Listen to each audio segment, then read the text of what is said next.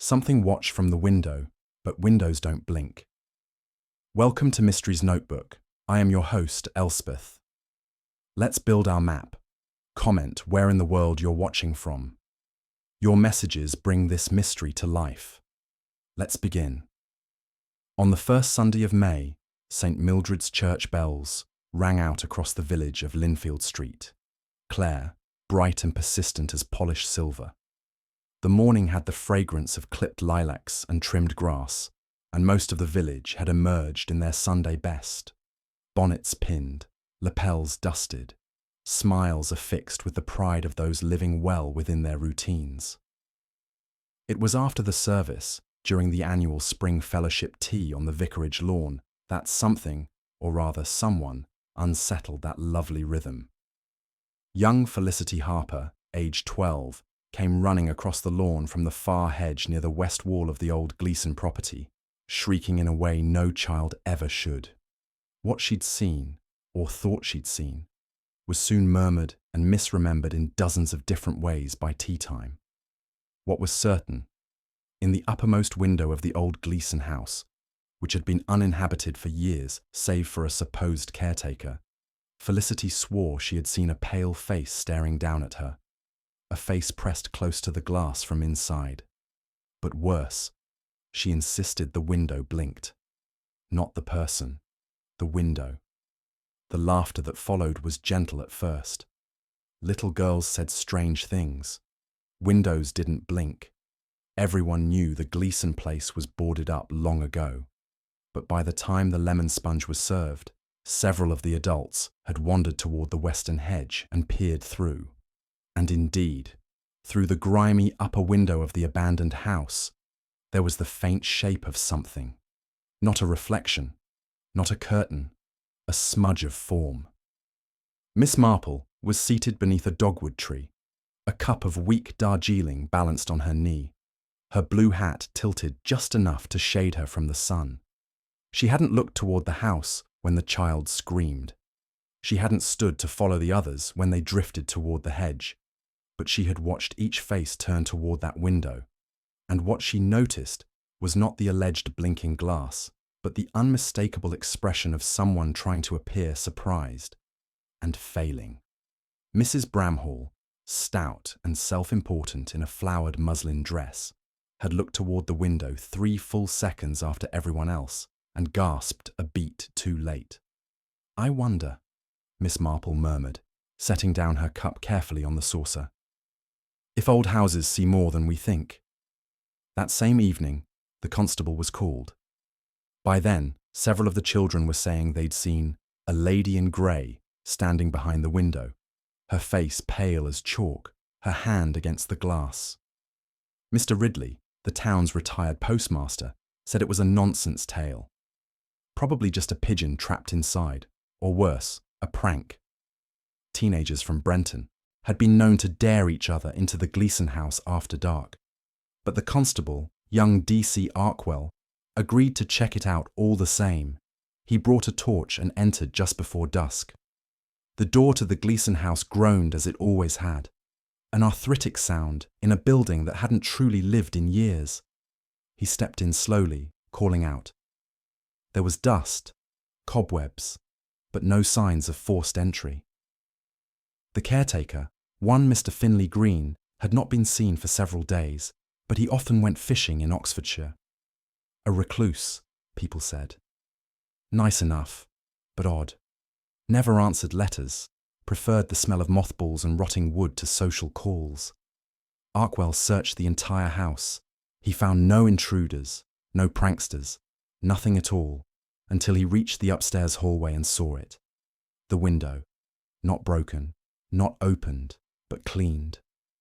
Unlike the others, which were thick with grime and mildew, that one window pane in the back guest room looked polished, recently wiped, and on the sill just below it, barely visible in the light of his torch, was the faint outline of a handprint, small, slender, almost delicate. He reported it as odd, but inconclusive.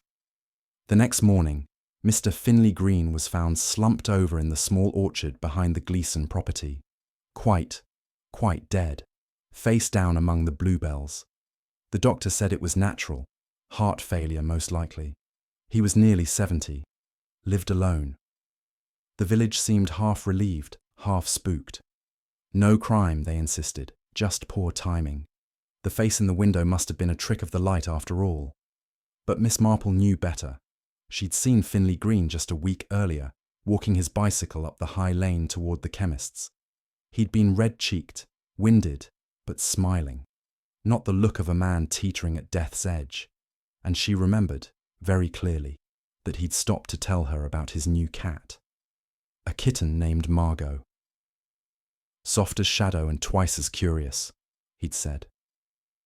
But when the constable searched the house after Finley's death, no one mentioned any sign of a cat.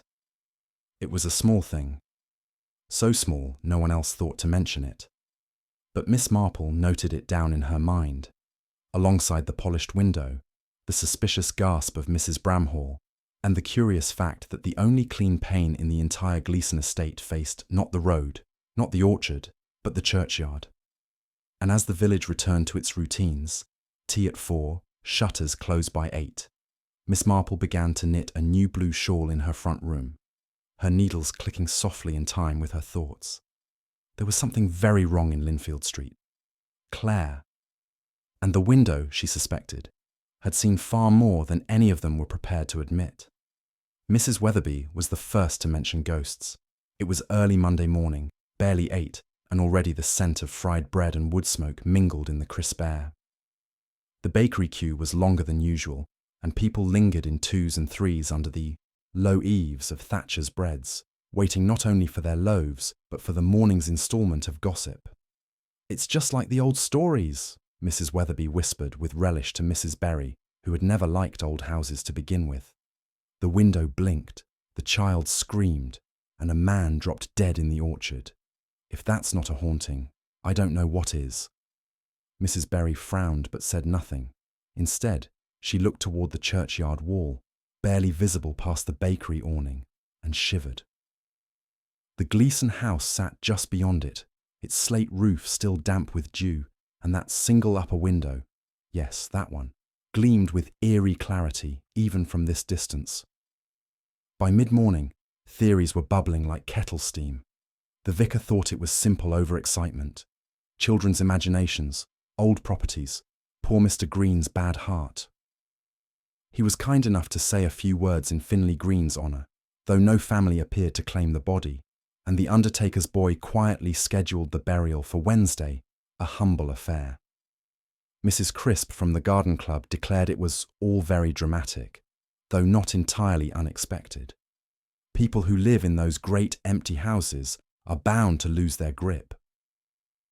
Miss Hartnell, a strict woman with opinions sharp as knitting needles, was convinced it was the Brenton boys. "They've been loitering again by the stream, smoking things, listening to American music. I wouldn't put it past them to fake a ghost to upset our children." Miss Marple, seated in her modest parlour with her embroidery hoop, listened to the gossip drift in through the open sash window.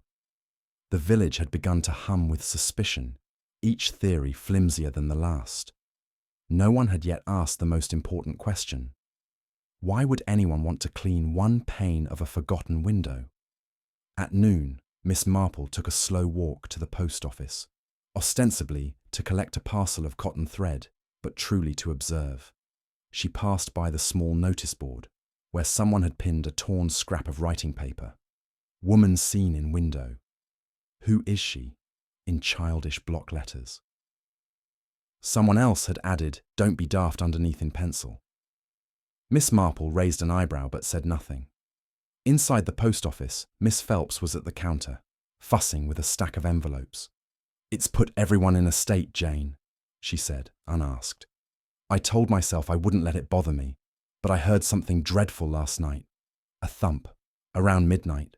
I looked out, but there was no one on the road." "Could it have been the wind?" Miss Marple asked mildly. "Could have, but it didn't feel like wind.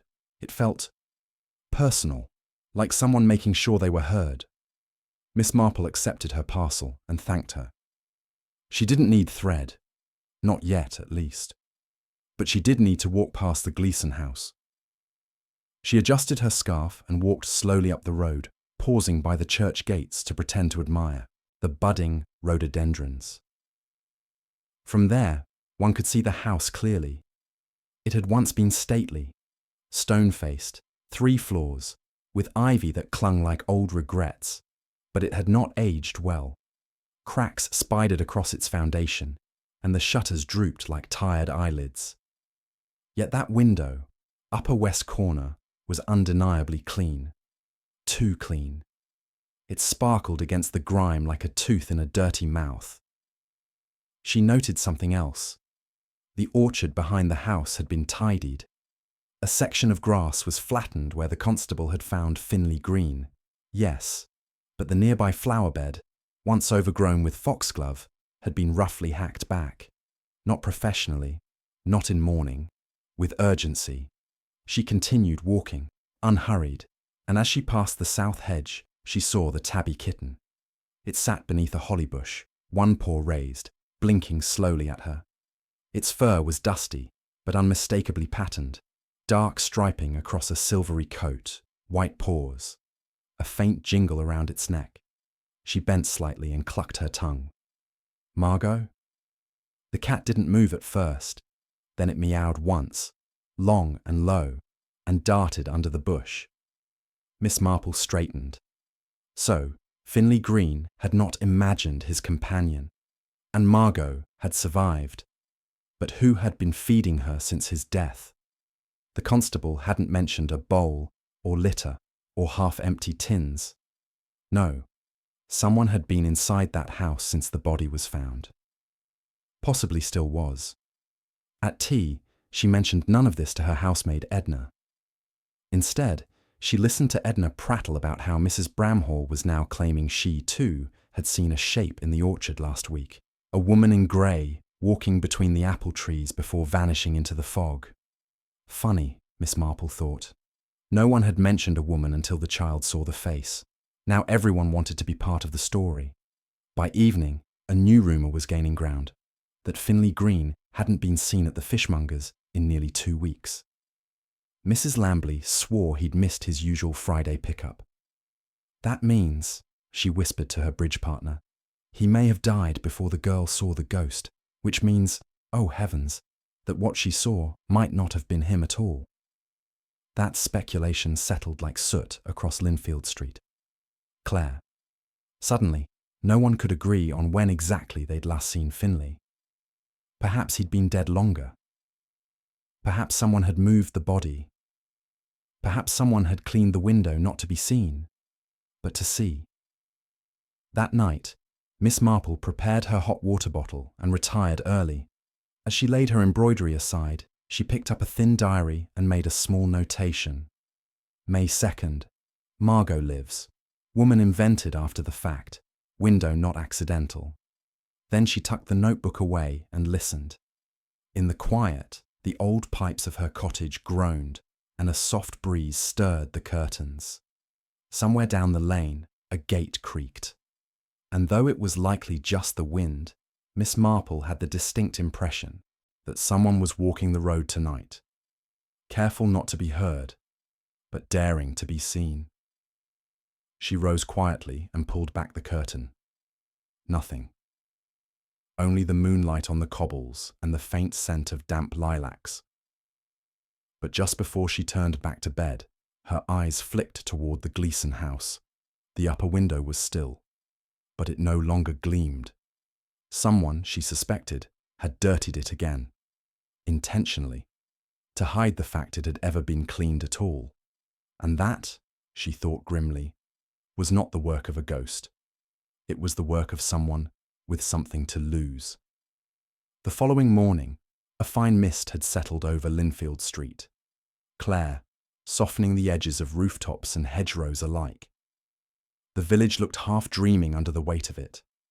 Miss Marple, spooning a small measure of marmalade onto her toast, sat by her window in quiet contemplation, watching the shapes of early risers move like wraiths through the fog. She did not require evidence of ghosts, nor believe in them particularly, but she did know human nature intimately, and human nature often preferred superstition to suspicion when guilt might be hiding next door. At 10 o'clock sharp, the constable returned to the Gleason property. D.C. Arkwell was a decent enough young man, earnest, broad-shouldered, and perpetually 5 minutes behind. He'd been raised in Linfield, and that was both his strength and his weakness. He was too polite to dig deep where people didn't want him to look. Miss Marple intercepted him by the gate. She carried a tin of seed cake in her hands, wrapped neatly in a linen napkin. "Oh, Miss Marple," Arkwell said with surprise. "I didn't expect—" "No one expects an old lady," she said mildly. "But we tend to appear when the tea runs cold and the facts don't line up. I've brought something for you, in case you find yourself needing a bite." He accepted the tin, if awkwardly. "That's kind of you. I thought I might walk a little. I passed by the orchard yesterday. It's a shame about Mr. Green. Yes, it is. Very sudden." She said. Sudden, and yet not altogether unexpected. Arkwell gave her a curious glance. "I mean only that he had very few visitors. Illness might have gone unnoticed, of course. But you didn't find any signs of medication in the house, I take it?" He shook his head. "No prescriptions, no syrups or tablets. The doctor said he had mild hypertension, but nothing alarming." "And the cat?" He looked startled.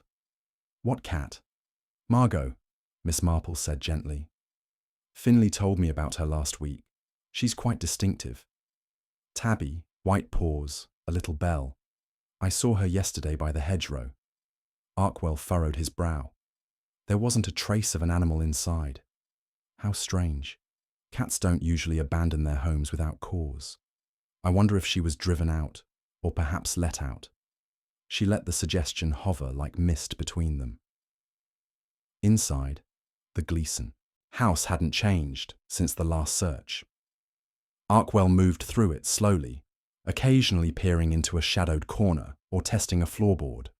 Miss Marple lingered just within the foyer, hands folded neatly, her eyes scanning with the calm of a person knitting a puzzle together, stitch by stitch. The west staircase creaked under Arkwell's weight.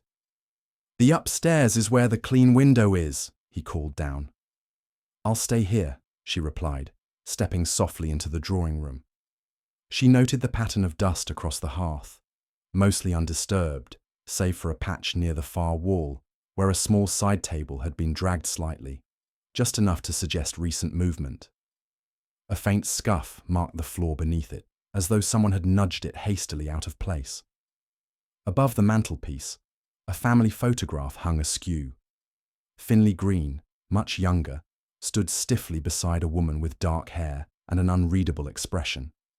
A third figure, a girl, stood to the side, half out of frame. Her hand was raised, as if mid-wave, or perhaps caught off balance. Miss Marple studied the photograph, then looked down at the floor. A shard of glass, no longer than her thumbnail, glinted from beneath the radiator. Broken, but not from the frame. A tumbler, perhaps, and very recent.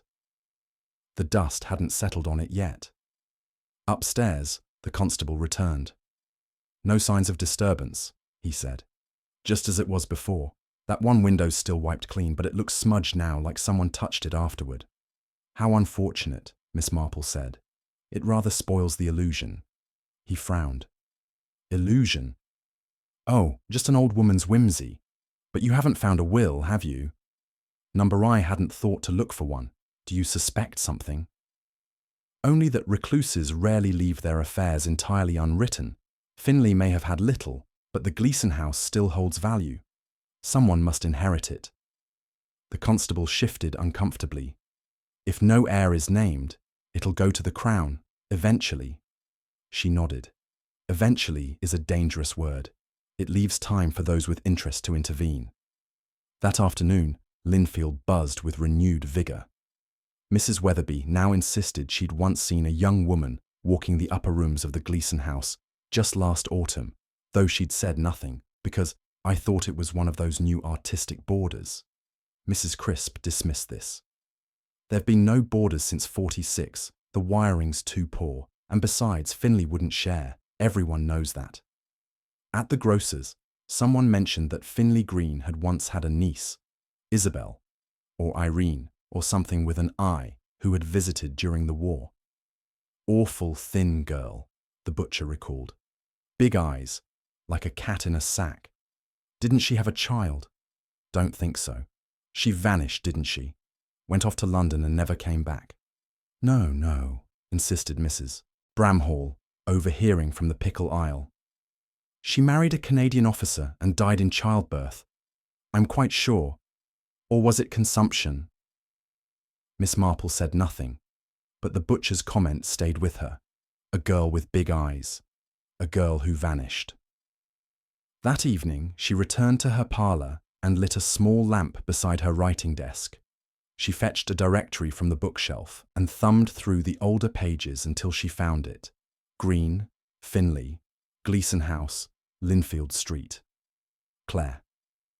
Beneath that, a faint notation. I. Green, niece, temp. 1939 to 41, clerk's assistant. A vague but telling job, likely worked with documents, perhaps even legal records. If anyone had known how to craft or falsify a will, it might have been her. She returned to her notebook and added, I. Green, missing air. Photograph incomplete. Glass shard equals sign of confrontation. Smudged window equals re-entry. She paused before writing the next line. What if the window was never meant to look out, but in? The sensation she'd felt the previous night, that someone was moving in the village, careful, quiet, deliberate, had not passed. In fact, it had deepened.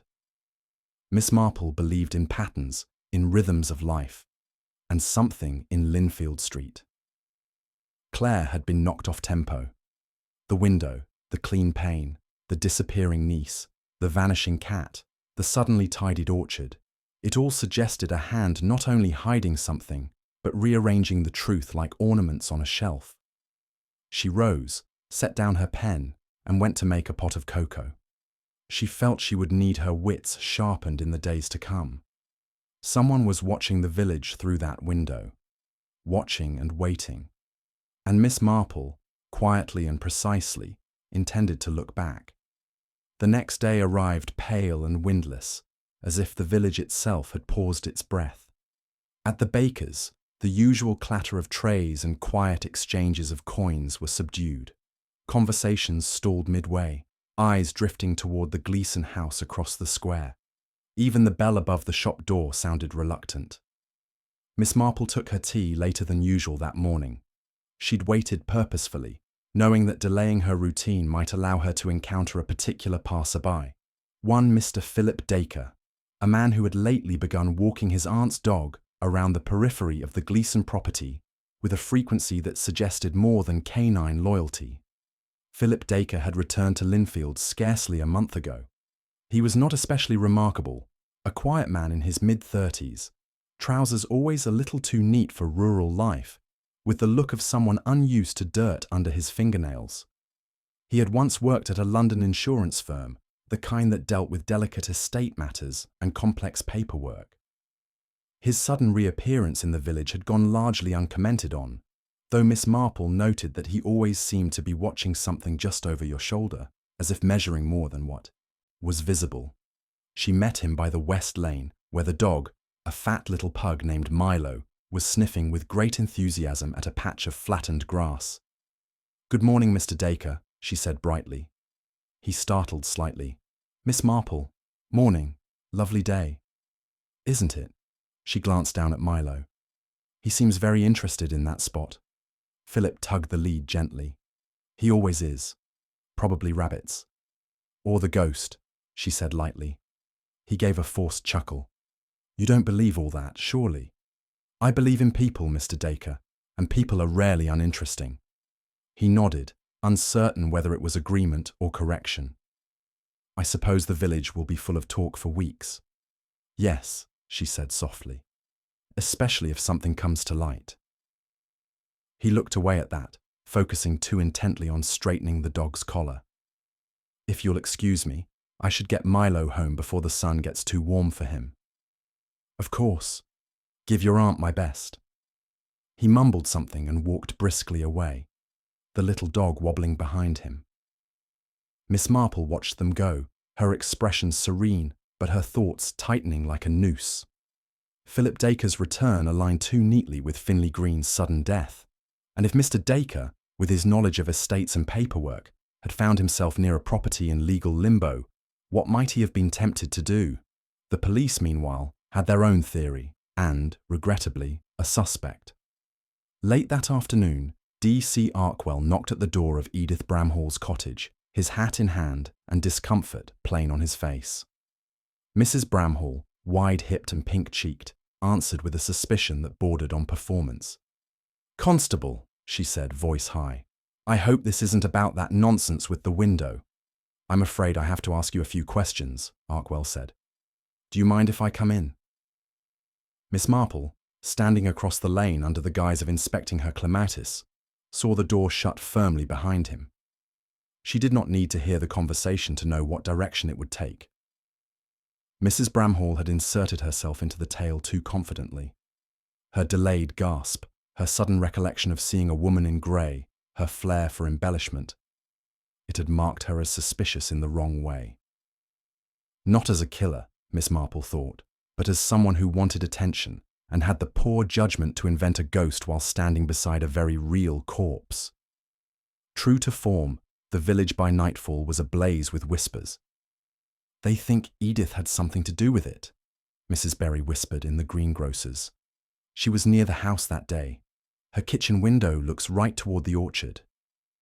"They say she used to clean for Finley years ago," added Mr. Ridley. "And he may have told her something about his will." "I always said she was too fond of sherry," murmured Mrs. Crisp. "Too fond by half."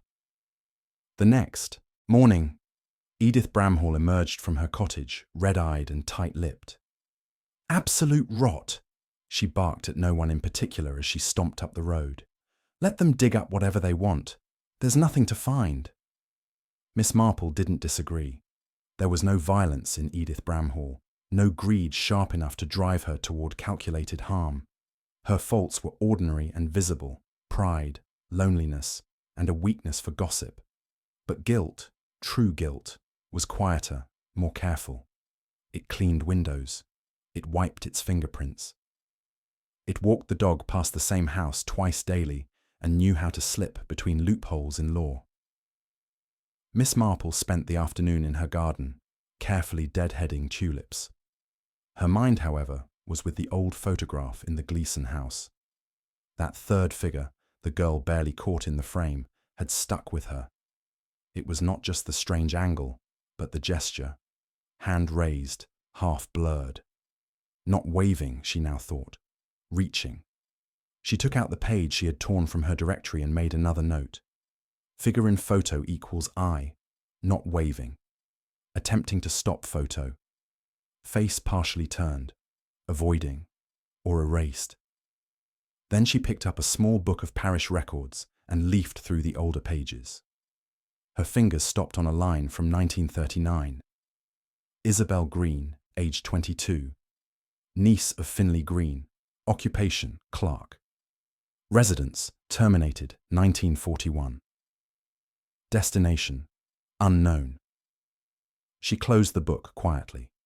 She had a memory too, now surfacing, of a newspaper clipping years ago, tucked inside the back of a hymnal at St. Mildred's, yellowed and half torn. It had mentioned a forged will uncovered in Bath during wartime. A young woman dismissed from her post at a solicitor's office. The name had faded from her memory then, but now it stirred. Isabel Green. Miss Marple suspected the truth was not one of murder, but of something more complex. A woman long vanished, a house that stood untouched for years, a man dead of natural causes, perhaps nudged into isolation, neglected by convenience, and then, perhaps, an opportunist, someone who entered through a door not locked, who knew what to do with a blank sheet of paper and a good fountain pen. If there had been a will, real or otherwise, it had not yet been found, but someone, somewhere in Linfield, was already behaving as if the property might become theirs. She wrote another line in her notebook. Who benefits if no will is found? Who cleans a window to be seen, not see? That evening, as the village lights dimmed and night rose like fog from the fields, Miss Marple made a final note beneath her list. The killer may not be a murderer, but someone has killed the truth. And the truth, once dead, could be very hard indeed to resurrect. The rain came that Thursday afternoon, steady and fine, pattering on rooftops and muting the sound of village chatter. Miss Marple, seated by the front window of her cottage, stitched idly at her embroidery while watching the streets glisten. Children splashed through puddles in worn boots, and a dog barked once, twice, before being called home. She'd been waiting, quite deliberately, for the post. When the knock finally came, it was lighter than usual. Edna, her housemaid, opened the door and accepted the envelope with the mild curiosity of someone long used to odd requests from her employer.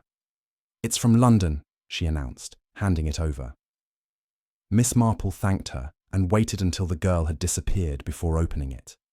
The paper inside bore the official letterhead of a solicitor's office in Kensington.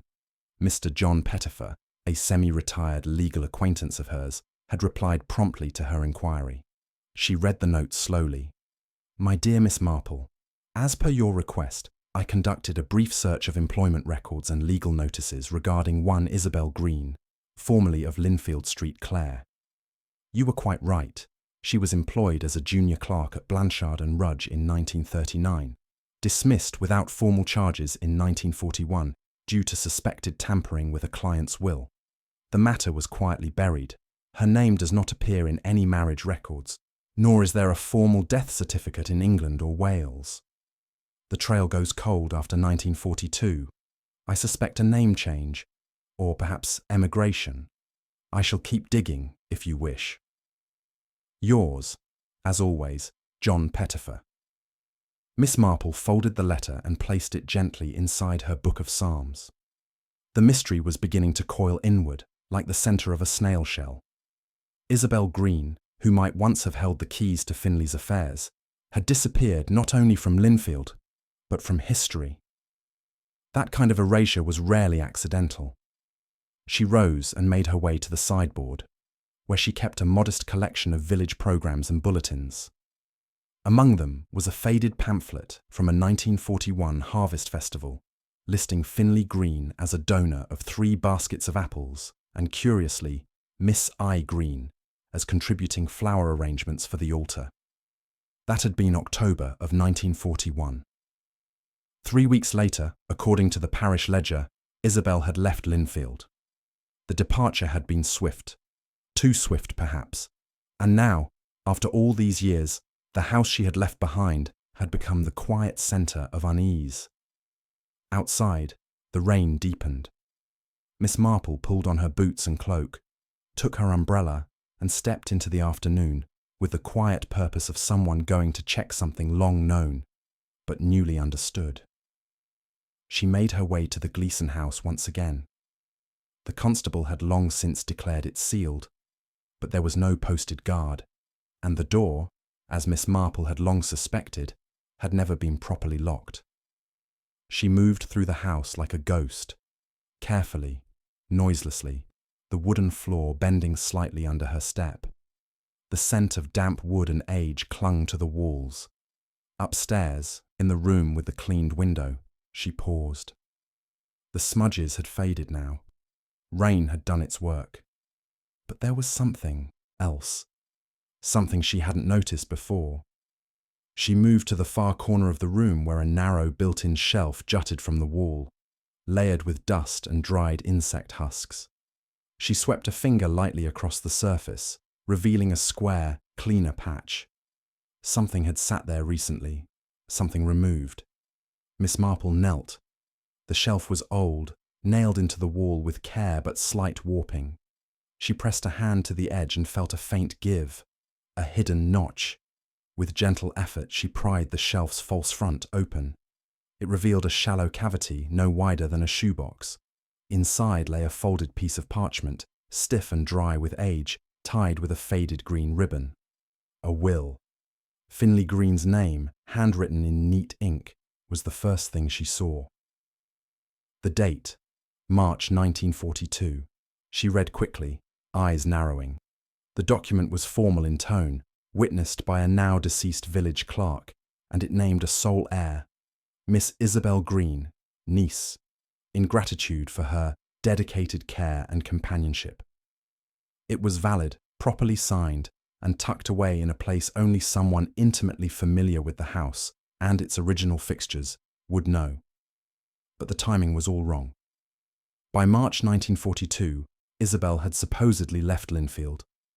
Why would Finlay sign a will bequeathing the house to someone who had already vanished? Unless she hadn't vanished. Not then. Unless she had never left at all.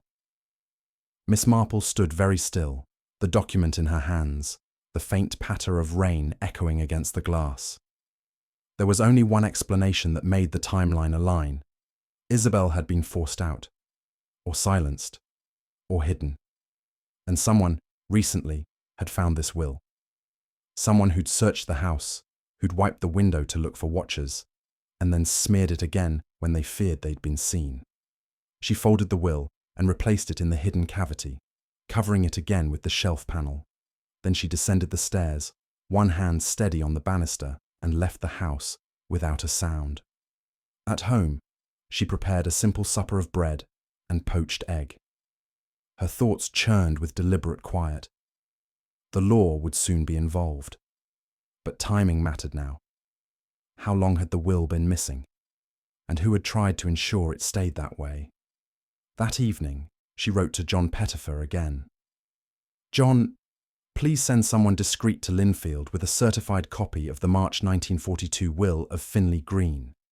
It will be found soon enough, but I suspect someone may attempt to present an alternative document beforehand. My warmest thanks, J.M. By dusk, the rain had stopped. Miss Marple stood at her window, cup of cocoa in hand, and watched the street outside. Across the way, a light flickered on in the Dacre cottage. Philip Dacre, the man with quiet shoes and excellent timing, had returned from his evening walk. No dog this time, only him. He looked out his window once casually, as if stretching, but his gaze lingered too long on the empty road. Miss Marple smiled faintly. She had found the clue. Now it was only a matter of watching who tried to bury it again. The morning after the rain, Linfield Street Clare emerged washed and suspicious. The pavements were streaked with drying water, and the clouds hung like wrung-out cloth across the hills. But the village itself was alert, restless. Something had shifted, though no one could name it yet. Conversations were slower, eyes more watchful, and even the birdsong seemed thinner. Miss Marple, as usual, was already out walking. Her steps carried her in deliberate circles, through the churchyard, past the bakery, along the edge of the Gleeson orchard. Not hurried, never conspicuous, but steady. She paused at each familiar gate, exchanging pleasantries, listening to the wind of talk that always moved faster than the facts. She didn't mention the will. Not yet. There was power in silence, especially when someone was trying to decide what others did or did not know. At the vicarage, Reverend Alders met her with a bemused smile. Miss Marple, he said, holding the door open, I was just about to make tea. I'd be glad of company, if you're inclined. She accepted, as he knew she would. Inside, the vicarage was warm and faintly dusty, with papers stacked near the radio and a faint trace of pipe smoke in the air. They sat near the hearth, steam rising from the chipped teacups, and Miss Marple folded her hands neatly in her lap. I understand you once counselled Miss Isabel Green, she said gently, after a few moments of idle talk. The vicar blinked, then nodded slowly. Yes, well, many years ago, of course. She was in her early 20s, a sensitive sort of girl, bright, but burdened. Burdened how? He frowned. It's hard to say. I believe she carried guilt. Whether from something done or merely feared, I couldn't tell. There was talk of a dispute with her uncle, not public, but deep enough that she ceased attending services. And she left quite suddenly. Indeed. I recall her departure was whispered about, though nothing was ever confirmed. No farewell, no address. Finlay never spoke of her again. Did she seem frightened? Miss Marple asked. No, he said. Only resigned. As if she knew something had already been decided, and her role was to step aside. Miss Marple nodded. That was the missing piece. Isabel had not run. She had been pushed. And yet, there had been no obvious conflict, no police record, no public scandal. Something subtle had erased her from the village, and her uncle, Finlay, had permitted it. Or perhaps he hadn't. Perhaps the will had been his quiet way of reaching out again, of atoning for what had been lost. She thanked the vicar and stepped back into the sunlight. Just past midday, Philip Dacre was seen at the town solicitor's office. It was a short visit, under 15 minutes, but enough for Mrs. Weatherby, who happened to be buying stamps next door, to remark how shifty he looked when he left. Miss Marple did not trust Mrs. Weatherby's judgment, but the fact of the visit mattered. That evening, under the cover of dusk, she received a quiet knock on her back door. It was D.C. Arkwell, hat in hand, face flushed. "I shouldn't be here," he said. "But you were right. There's something."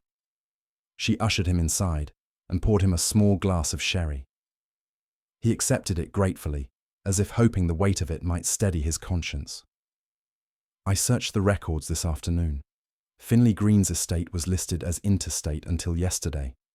No formal will on file. But then Philip Dacre brought something in." Miss Marple lifted one eyebrow.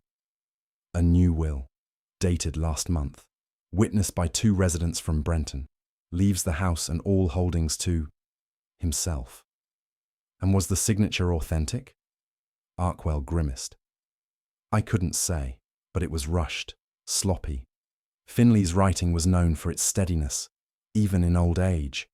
This looked trembling, hesitant." Miss Marple smiled faintly. "Because the hand that wrote it was mimicking age." He stared. "You think it's forged?" "I know it is," she said. "There is an earlier will, properly dated and signed, from 1942. Hidden, cleverly, but not beyond recovery." Arkwell exhaled. "So Dacre found the original and tried to suppress it?" "Or never found it at all," she said. "Only guessed it might exist, and acted preemptively." He drained the rest of his glass and set it carefully down. "I'll notify the magistrate. If we can find the 1942 will—" "I know precisely where it is," Miss Marple said. "But I'd prefer it be found during an official search. Let the discovery be public, not whispered." The next morning, under formal instruction, Constable Arkwell returned to the Gleason house. This time, he brought 2 witnesses and a locksmith. By midday, the hidden shelf had been opened and the 1942 will was in hand. The village erupted. Some were astonished that Finlay had ever written a will at all. Others claimed they'd always suspected as much. The more melodramatic residents insisted Isabel Green had written it herself and hidden it in guilt. One man suggested she might still be alive, watching them all from the shadows. But Miss Marple knew better. Isabel was likely gone, by time or by design. But her legacy remained, trapped beneath dust and doubt, waiting only to be seen again. That evening, as twilight fell over Linfield, Miss Marple received a caller. Philip Dacre stood at her door, hat in hand, eyes sharper than usual. "I suppose you know what they've found," he said flatly. "I do." He hesitated. "You're not going to say anything?" She looked at him steadily. "What would you like me to say, Mr. Dacre?" He fidgeted. "It's not what you think." "I think," she said quietly, "that you came here hoping the house was free for the taking. I think you suspected an old man living alone would have left no instructions. And I think, when you feared the real will might turn up, you created a new one." He flinched. "There's no proof." "There's enough. And even if it never leads to a charge, it will linger. In the village, in the way people look at you. The truth, Mr. Dacre, is rarely erased, only delayed." He left in silence, his footsteps oddly soft. Miss Marple returned to her chair by the window and picked up her knitting. The village would talk for weeks. Names would be repeated, stories reshaped. But the truth, the actual patient truth, had already emerged. The window had looked back, and so had she. The Sunday following the will's discovery began with an odd stillness. Church bells rang as usual, but they seemed hesitant, as if testing the air. The villagers filed into St. Mildred's in their smartest coats and cleanest shoes, but their eyes were elsewhere, on faces, on folded hands, on the empty pew where Philip Dacre usually sat. He did not appear. Neither did his aunt. Miss Marple noticed both absences without turning her head. She sat quietly beside Mrs. Berry, nodding to the sermon with the gentle solemnity of one who had heard many such words before and measured their weight accordingly. Her mind was not on scripture. It was on shadows, shadows that moved not with malice, but with calculation and fear. She stayed behind after the final hymn, allowing the others to pass her by with murmured goodbyes and the scrape of polished shoes. The church slowly emptied until only the vicar remained, adjusting the altar cloth. "Vicar," she said softly, approaching, "might I look at the parish records once more?" He blinked, then gave a half-smile. "Of course. You've always had more faith in our old ink than most. I find paper is often less inclined to lie than people." He fetched the worn register and laid it open across a pew. Miss Marple's finger traced a path across entries from the war years. One line in particular gave her pause. March 1942. Funeral rites requested, but not completed. Isabel Green, presumed. No body recovered, no confirmation. That entry, half scribbled in the hand of the previous vicar, had been nearly illegible. But there it was. Something had happened in 1942, enough to prompt a request for funeral rites. Enough to presume death without a body. She copied the line onto a slip of paper and thanked the vicar. Outside, the village green shimmered in the pale spring sunlight. Children ran with kites. Women nodded from behind windows. But something in the air had turned. Back at her cottage, Miss Marple opened her diary and wrote beneath her previous notes. Presumed death, but no burial. Why? Who made the request? The logic of it narrowed. If Isabel had died, or vanished, in 1942, someone had wanted it formalized. Someone who benefited from the finality of her absence. Yet Finlay Green had written a will for her that very same month. Had he believed she was alive? Or had he written it because she was gone? Guilt, perhaps, or love?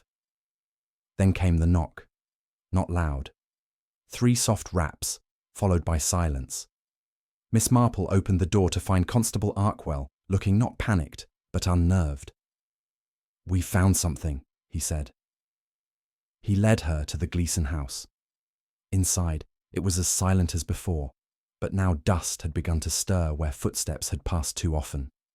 They climbed the stairs and turned not into the guest room, but into the attic, long forgotten, stuffed with old furniture and trunks.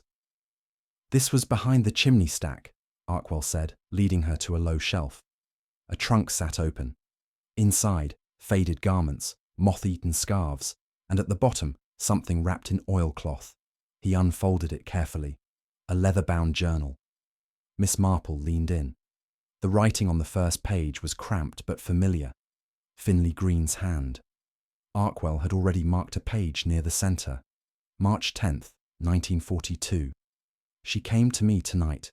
Isabel, eyes red, said she couldn't stay. Said it was no longer safe. Not from me, but from someone else. She wouldn't name them. I begged her to stay. She refused. Gave me the will back. Said if anything happened to her, it should be honoured. I made her promise to write. She said she would. That was the last I saw her. March 19th, 1942. Letter came. From Brenton. Just one line. I am safe. Burn this. I did not. Something is wrong. April 1942. No more letters. Vicar said he'd heard rumour she'd drowned. No confirmation. I don't believe it. Miss Marple closed the book gently. So she ran, Arkwell said. But from whom? Miss Marple turned toward the dusty window. She gave Finlay the will, asked him to honour it, and someone close to her, knew it existed. Someone who wanted her gone, not dead perhaps, but erased. And now, all these years later, someone returned to finish that erasure. You think Dacre knew about the journal? No, she said. I think Dacre was an opportunist, not the origin of the secret. But someone in Linfield knew Isabel's past, perhaps helped her disappear, perhaps even forged that funeral entry. Arkwell looked down at the oilcloth. Do we make this public? We will. But first, she looked at him calmly. We must speak with the only person in the village who knew Isabel before she vanished, and who never once has spoken her name since. They visited Mrs. Violet Bramhall that evening. She answered the door without her usual dramatics, as if expecting them. Her face had a drawn, pale look, and her hands were trembling, not from indignation this time, but memory. I wondered how long it would take, she said. Inside, she sat stiffly, her cup untouched. Miss Marple watched her in silence. She was my cousin, Violet said finally. My mother's sister's child. Came to stay when the war started. She was lovely, sharp, but proud. Too proud. She vanished in 1942, Miss Marple said. She fled, Violet corrected, because she was pregnant, and unmarried, and ashamed. The father was local, well liked, married. Name? Arkwell asked quietly. Violet shook her head. Doesn't matter now. He's dead. Long dead. She told Finlay the truth, but he was furious, said she had ruined herself. She left that night with a suitcase and £5, said she was going north. Why did Finlay leave her the house? Guilt, Violet said simply. He never forgave himself. I think he tried to trace her later, but it was too late. And when the rumour came back that she'd drowned in a river near Leeds, he asked the vicar to mark her as presumed. And you said nothing? I couldn't, Violet whispered. It wasn't mine to tell. And then, life moved on. She became a ghost long before she died. Did she die? Miss Marple asked. Violet hesitated. Number, I don't believe she did. I received a card. Years later. No return address, just a line. I am safe. Margot remembers you. Margot, Miss Marple said. The cat. Number, her daughter. The room fell silent. She named her after a poem we liked as girls, Violet said. I kept the card. It's buried somewhere in my sewing tin. But I never told a soul. And now? Arkwell asked. Now? I'm too old to carry it. Miss Marple stood slowly. You've done her one kindness, at least. The truth matters, even in pieces. That night, Miss Marple sat once more by her window, the journal on her lap. Outside, a breeze rustled the hedgerows. The past, she thought, had its own way of speaking when the present stopped shouting.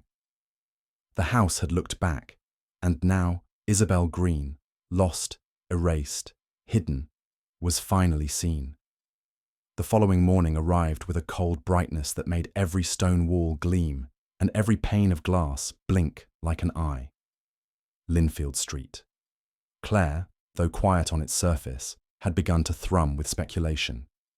The reappearance of Isabel Green's will, the journal, the whispers of a long-vanished heir, these things had rewound the village clock, forcing it to reckon not only with what had happened, but what it had chosen to forget. Miss Marple sat at her writing table, tea cooling beside her, as she considered the final threads. She did not need further proof. She knew now how it all fit together, why Finlay Green had written the will when he did, why Isabel had vanished, why Philip Dacre had arrived precisely when he had. But she also knew the danger of unspoken guilt, and that sometimes the truth could not simply be announced. It had to be exposed in such a way that it revealed the soul of the person who feared it most. and so she made a small plan. That afternoon, Miss Marple invited Philip Dacre to tea. She sent the note by hand through Edna, sealed with a polite wax stamp and a short message. "I believe we have something to discuss. Kindly come at 4. J.M." He arrived at precisely 3 minutes past the hour, his hair too neatly combed, his smile too fixed.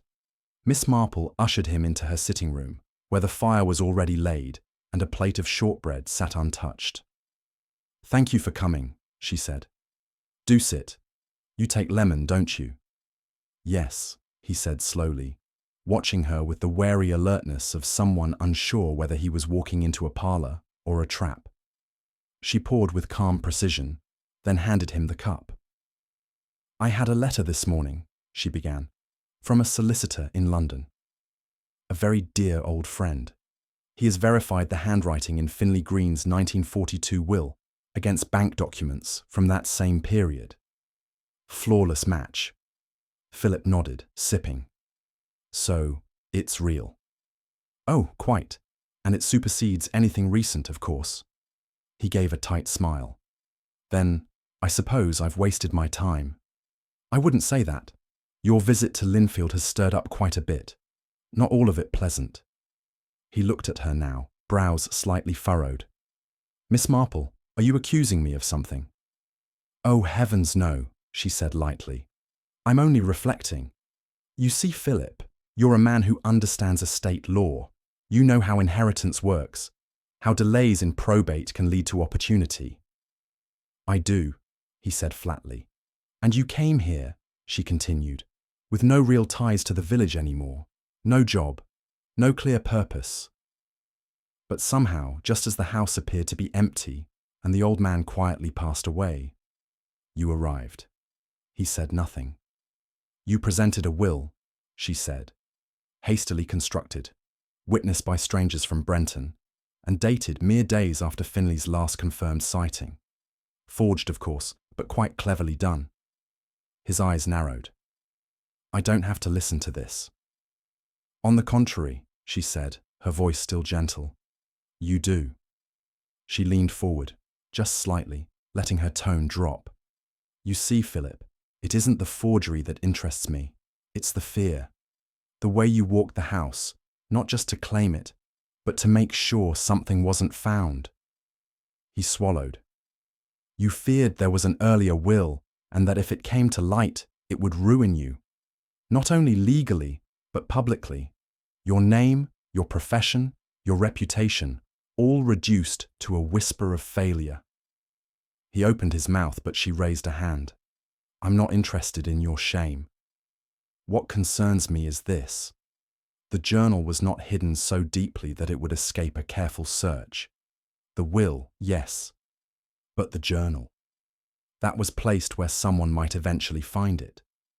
So I began to wonder, Philip, have you already found something else? Something you didn't turn in?" His jaw clenched. "I believe you did," she said quietly. "Something Isabel left behind. A letter, perhaps, or a photograph. Something that confirmed her survival." He stared at her now, face stony. "Why would I hide that?" "Because," she said, "if she lived and left a child, then the inheritance might not come to you at all. Even the 1942 will would be irrelevant. The rightful heir might be someone else entirely, someone alive." He said nothing. She leaned back slowly, knitting her fingers together. "I wonder, Philip, what would you do to prevent that from happening?" He stood then sharply. "I don't have to answer that. This is absurd. I came here because I thought the house was abandoned. I saw an opportunity. I admit that.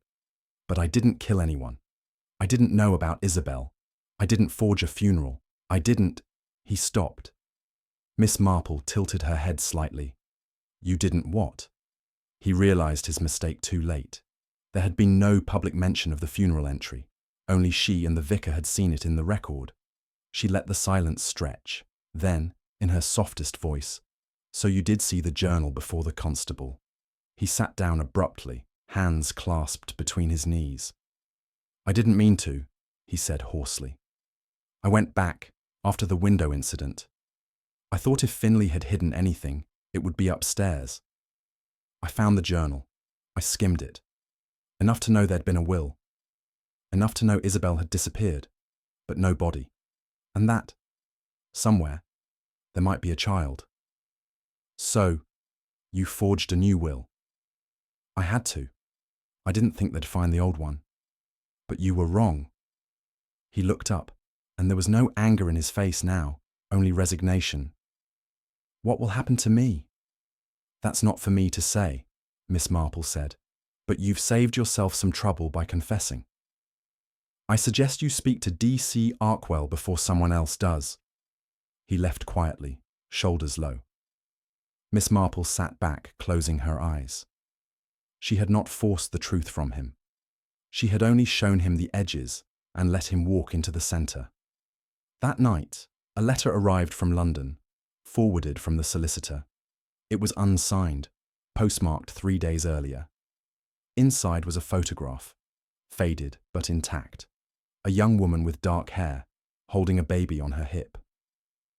They stood in front of a modest stone cottage, the kind found in northern Yorkshire. Scrawled in neat script at the bottom, Margot, 1943.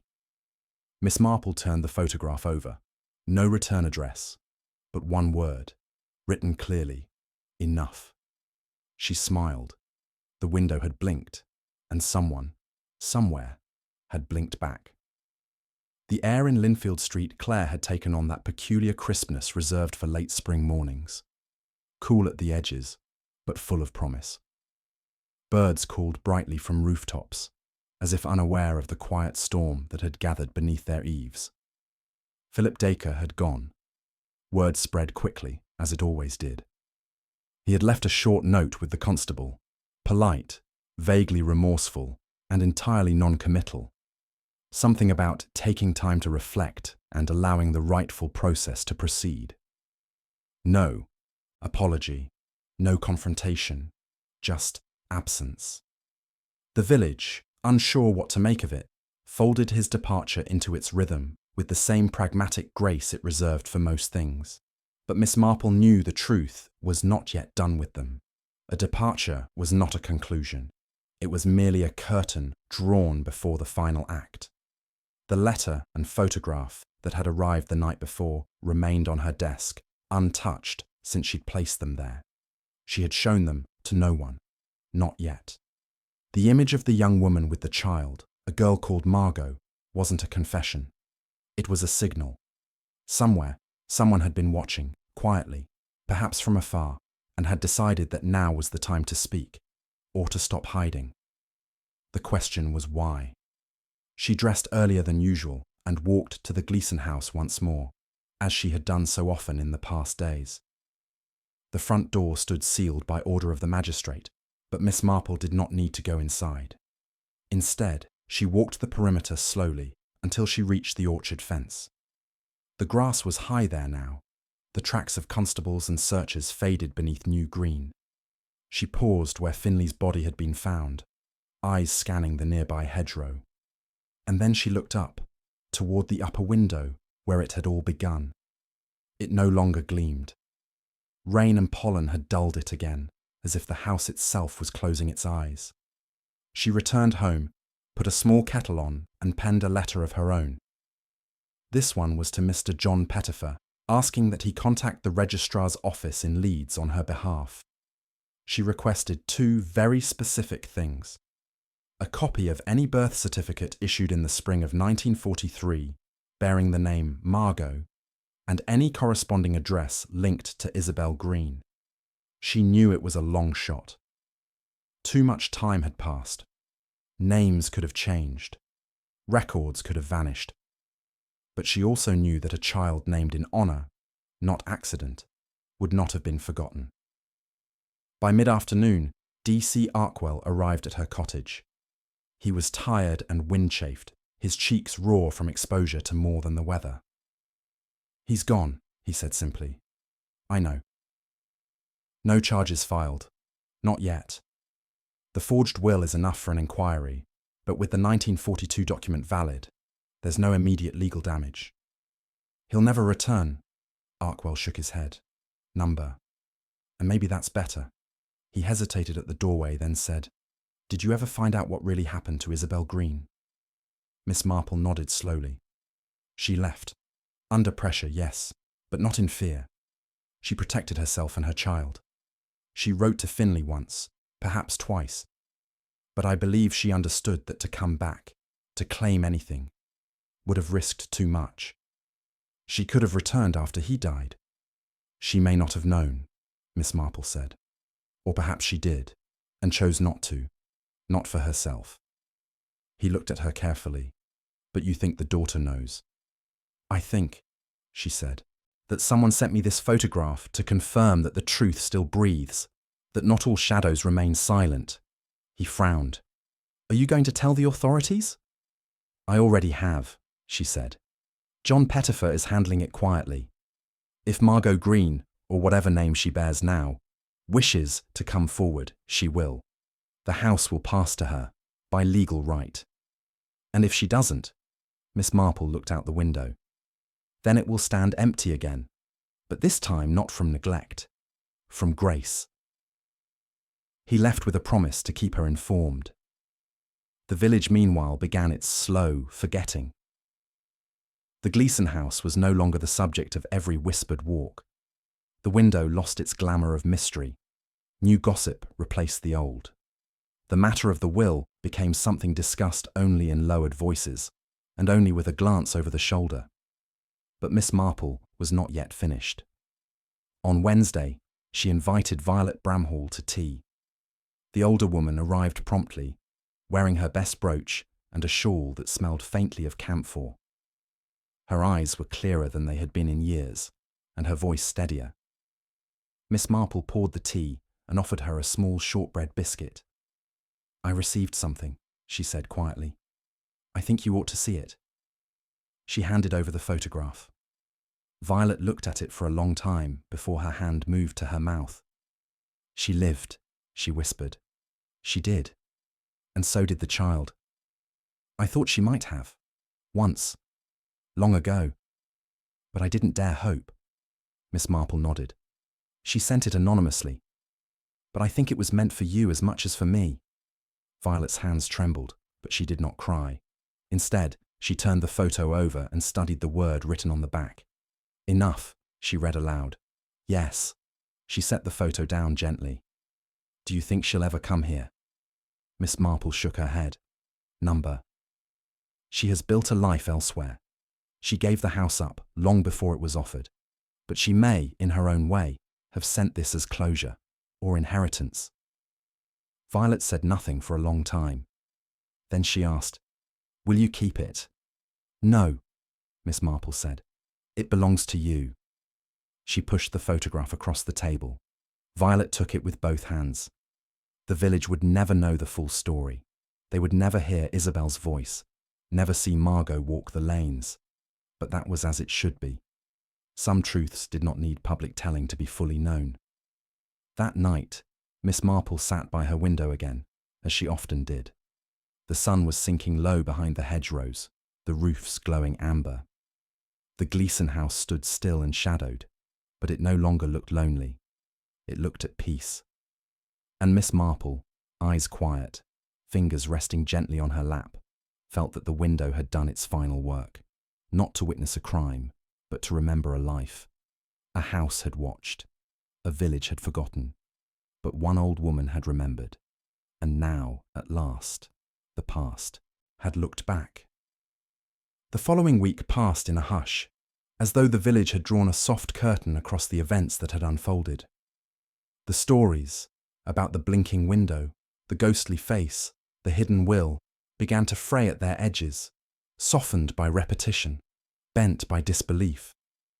And yet, something had undeniably shifted. Miss Marple, ever attuned to the breath of a place, could feel it in the way people moved, in the pause before they spoke the name Gleason House. Even the children, once shrieking over ghosts and daring one another to dash across the orchard, now gave the place a wide berth, not out of fear, but respect. A truth had risen there, quiet and persistent, like spring water seeping to the surface. It was on Friday morning, with the sun just cresting over the roofs and warming the stone steps of her garden, that Miss Marple received a letter. Not a note, not an anonymous scrap, but a letter. Folded crisply, handwritten in a hand that bore both confidence and care. No return address, only the initials MG at the end. She read it slowly, letting each sentence settle. Dear Miss Marple, you do not know me, or rather, you know of me. I am writing not because I feel obligated, but because I believe, if anyone has earned the truth, it is you. My mother was Isabel Green. She never spoke of Linfield, not in detail, only of an orchard, a narrow upstairs window, and a man she once trusted who had broken her heart and then tried to mend it with a deed and a signature. We moved often in my childhood. My mother never stayed long in one place, but she was not a fugitive. She was simply cautious. I understand now what she feared: exposure, pity, disbelief. She protected her past with the same ferocity she used to protect me. And I was loved. I never lacked for anything. When she passed away last year, I found the old photograph, the one you now hold. On the back of it, she had written only one sentence. If this ever reaches her, she'll know. I didn't know who she was, but then the news reached me about the will, the house, the journal, and your name. It was not difficult to connect the dots. You have a reputation beyond Linfield, Miss Marple. Quiet, but far-reaching. I knew if you were involved, the truth had been given its proper due. I do not want the house. My life is elsewhere. But I have instructed my solicitor to honour my mother's last intentions. If there are records to be amended, I will amend them. If there is a garden still blooming, I hope someone will tend it. Thank you for seeing her, for letting her story rise gently, without spectacle. My mother feared many things, but most of all, she feared becoming invisible. You saw her. With respect, Margot Green. Miss Marple folded the letter and held it a moment longer. The paper trembled slightly in her fingers, not from emotion, but from the fragile weight of closure. Later that day, she visited the Gleason house one final time. The magistrate's seal had been removed. The doors were unlocked now, though no one had yet stepped forward to claim the space. Miss Marple moved through it with the familiarity of someone retracing a dream. Dust still lay thick across the banisters. A cobweb shivered in the upper corner of the stairwell, but the light had changed. Upstairs, the window in the west guest room was open just a crack. The breeze stirred the yellowed curtains gently, as though someone had breathed into the room. She stood before it and looked out. The orchard stretched below, dappled with sun. Beyond it, the village, the stone walls, the church spire. Everything just as it had always been. And yet, not the same. She turned back and glanced at the shelf where the will had been hidden. The panel had been removed now. The space beneath it stood empty, plain, honest. For a long time she stood there, listening, not for voices, not for ghosts, but for quiet. The next morning she met D.C. Arkwell near the post office. He was carrying a brown envelope under one arm. From London, he said. Birth record confirmed, name matches, all legal channels satisfied. And the house? She's waiving ownership, letting the parish manage it. The vicar's talking about turning it into a small library or retreat space, something quiet. Miss Marple smiled. That would be appropriate. They stood together for a moment, watching a group of schoolchildren rush past in a flurry of books and satchels. None of them gave the Gleason house so much as a glance. That photo you mentioned, Arkwell said. Do you still have it? Yes, she said. But not for long. I've made a copy. The original belongs to Violet Bramhall. She's kept the rest of Isabel's memories safe longer than anyone.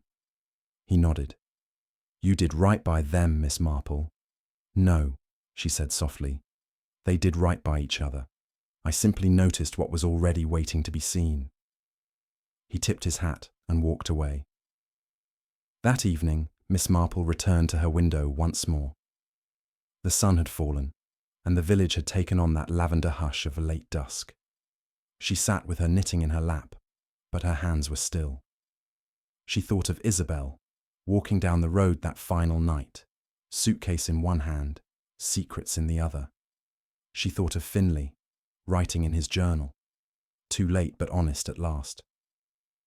She thought of Margot, holding the photograph for the first time, choosing not to return, but to remember. And she thought of the window that had once looked back, the window that had watched a child scream, a man fall, a lie unravel, and the truth, delicate and persistent, rise again. Justice, Miss Marple reflected, did not always wear a uniform. Sometimes it arrived in silence, in soft-footed women with a memory for detail, in daughters who never met their uncles, in photographs folded twice and sent across time. She lit a lamp, cast one last glance at the quiet glass, and closed the curtain. There was nothing more to see. The weeks that followed passed without further incident, as if the village, having exhaled its long-held secrets, had returned to the business of living. Linfield Street. Claire's rhythm resumed its familiar pace, post arriving at 10:30, the bells of St. Mildred's chiming on the hour, and the soft shuffle of neighbours exchanging niceties over hedges and gateposts. The Gleason house stood as it always had, a little weathered and leaning slightly to one side, but no longer abandoned. The doors remained unlocked now. Children stopped whispering about blinking windows. Mrs. Crisp even suggested repainting the shutters. And the vicar, quietly and without ceremony, announced plans to convert the lower rooms into a reading hall and community archive, for quiet pursuits and reflection. No one opposed the idea. Miss Marple had no further need to walk past the house. Her part was done, though she thought of it often, especially in the quiet hours when memory crept in like candlelight at the edge of a darkened room. She received a second letter from Margot Green, this time postmarked from Edinburgh. It was warm, short, and entirely free of regret. Margot expressed thanks for the return of her mother's story, and gratitude for Violet Bramhall's long-guarded silence. Enclosed was a cheque, modest but generous, made out to the Linfield Historical Society. "Let the house do some good," Margot had written. "It's watched enough." Miss Marple placed the letter in her drawer alongside a dozen other small relics, a pressed foxglove, a scrap of the journal's ribbon, and a copied page from the old parish register. She kept no trophies, only touchstones, quiet reminders of what had once been lost and found again. One evening in early June, she took tea in her garden with Violet Bramhall. The elder woman sat straighter now, her face calmer. She held the photograph gently in her lap, as if it were still warming from the past. She would have liked this day, Violet said quietly, looking up at the sky. She would, Miss Marple agreed. A breeze passed through the garden, stirring the flowers. For a long time, they simply sat, two old women in companionable silence, held together not by blood or obligation, but by memory. When Violet left, she kissed Miss Marple on the cheek and whispered, "Thank you for seeing her clearly." Miss Marple said nothing. She only smiled, the way she always did when a puzzle had fallen gently into place. That night, the sky was soft with stars, and the village lights blinked out one by one. Linfield slept peacefully, with its windows closed and its stories no longer pressing against the glass. And in her cottage, by the lamplight, Miss Marple penned one final line in her notebook: "The house saw." The village looked away. But the truth waited, and was patient, and at last it was seen. She closed the book, folded her hands in her lap, and sat very still. There would always be more mysteries, more quiet cruelties and kindnesses half buried. But for now, the window that looked back had nothing more to show. The past had been witnessed, and the present had remembered.